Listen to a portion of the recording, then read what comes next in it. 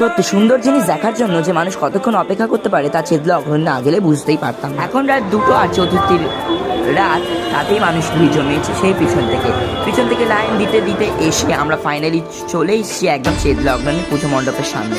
প্রায় 1.5 থেকে 2 ঘন্টা লাইনের পর আমরা এবারে ঢুকে যাব পুজো মণ্ডপে।